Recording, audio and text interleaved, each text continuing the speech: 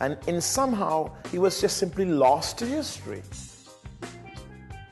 I don't really think he thought of himself as a black man. He should just come out of obscurity and be recognized. He was born in 1880 in Tobago, that's in Sister Isle of Trinidad. He was not born as Forbes Weber. He was born as Albert Raymond Weber. And about 1899, he went to Guyana, to Batika, which is, of course, the gold and diamond region of Guyana. Batika is a point.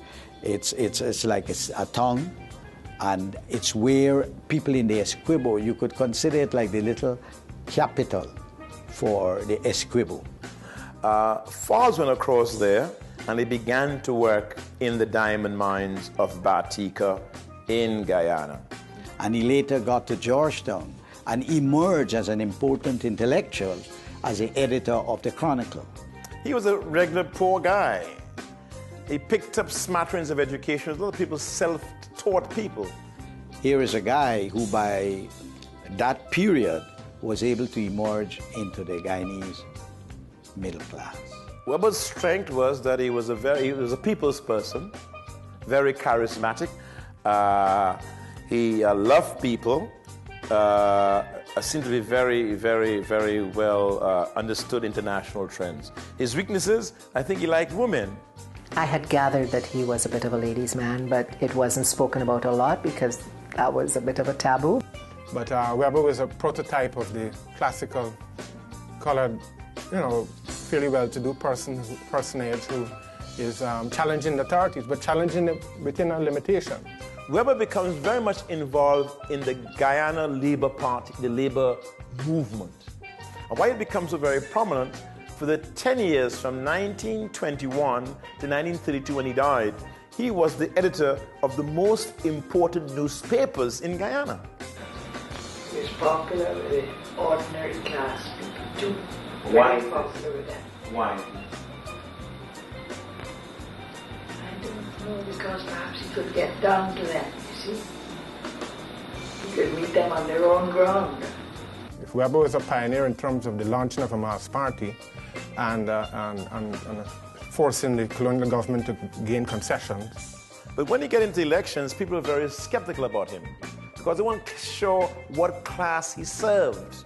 And there's also the issue of Weber being a figure who is fighting the colonial state as a middle-class person. If I make you feel that you're black, ugly, and stupid, and you're mean and no good, you're nothing, you always want to aspire towards whiteness. You are a person who is faced with a colonial order which has historically dominated you through hegemonic discourse and power structures and pageantry and the power of the British Crown and the Queen. And it's filtered down into the mass consciousness in a certain way. You have parades and stuff like that. And now you're challenging this system. Ideology in this sense is very important. But I think they were very good in terms of controlling your mind. And they won the elections in 1926. And three Afro-Guyanese, prominent Afro-Guyanese were there, Weber, Cannon, and others. But the British, the Attorney General at that time, took them to court and contested that they had committed violations, electoral violations. That was a way of getting rid of them. In 1929, you have the Great Depression. Price of sugar dropped, you can't get any money, so you got to lay off people. And of course, not only lay off people, but of course, balance your budget. That was the conventional wisdom. The financial secretary in London, the Chancellor of the Exchequer, Lord Snowdon, believed in the conventional ways that what would happen, you must balance your budget and things will thaw out and come back to normal after a while. It's a natural movement. Weber says when they begin to try to balance the budget on the backs of poor people, cut back on jobs, Weber says you cannot do that. Because if you do that, you'd have greater poverty. So the government ought to intervene and pour more money in the economy to keep the thing going. That's what Weber is saying in 1929.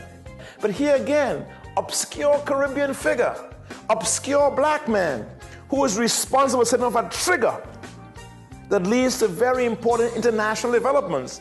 But lo and behold, we don't know about them. I think just the fact that he did have such an influence on Guyana and was somebody from Tobago, when you really think about it, is something that should be known and should be recognized, and that the future generations in Guyana should be made aware of.